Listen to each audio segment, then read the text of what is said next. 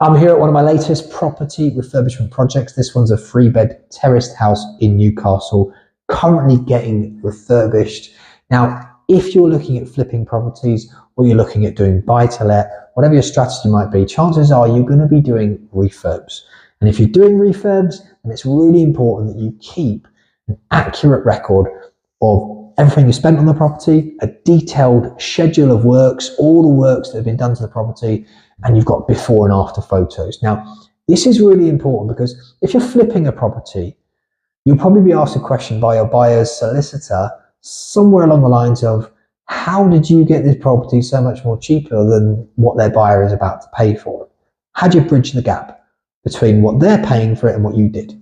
Now, part of that reason is you're a developer, you've gone out and you've looked to make a profit, so you've got a cracking deal. You haven't just bought a property that needs work, you've bought a property that needs work and you've got a significant discount on it. Otherwise, there would be no point doing it. So that's part of what they have to be comfortable with, inevitably, but also in order to bridge that gap between what their buyer's about to pay and what you paid, there's a lot of work being done to that property in detail. So the more detail you have, the better, because it allows them to get more comfortable with what they're paying. So a detailed schedule of works is great because there are things that are obvious about a refurb. When people walk in through the door, they can see what's been done.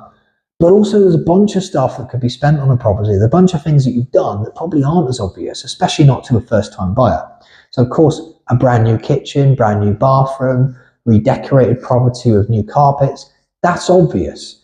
But also on a property refurb, you might have had to put a load of money into things that nobody ever sees, or perhaps on the surface don't really appreciate unless they're reminded or told about. So for example, the floorboards underneath the carpets might have had to be replaced.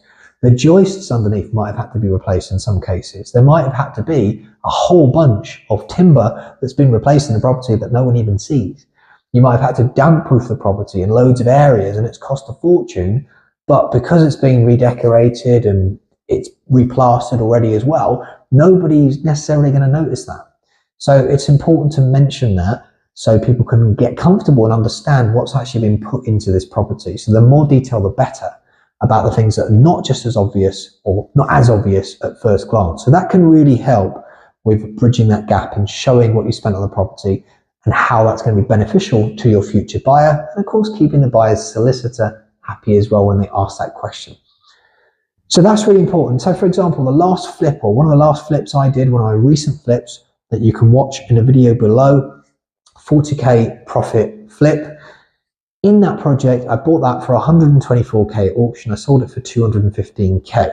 So I was asked that same question. How did you get it for 124 and why is my buyer paying 215k? Well, because there's a bunch of work gone into the property and there was a load of work gone into it. So it's detailing that because I had accurate records. I could present that information quickly. And here's the thing, when you're selling properties, you want to get that sale over the line as soon as possible. So by having those accurate records, you're making sure your sale is not delayed and you can move that money on that's invested in that deal into the next one as soon as possible. So part of that is having accurate records. And if you're going to be doing a buy-to-let, chances are you probably bought a property that needs a lot of work. So your lender is going to be asking a similar question. Why are you looking to refinance the property? Or if you're looking to get a further advance, why is this property worth so much more than what you paid for it? And you have to get them comfortable with that idea. And part of that is showing a detailed schedule of works, before and after photos. Lenders that I've used in the past have asked those questions and I've been able to show them everything that's been done to that property so they can see the before and afters, the schedule of works, where the money's gone in, where it's been spent, and that can really help with them seeing the value that's been added to that property and ensure the best chance of getting the maximum amount of value, which can allow you to pull as much money out as possible that you've initially invested and then move it on to the next project. So hopefully that's useful for you. If so, go ahead, like this video, subscribe to the channel, and you'll see me again very soon in the next one.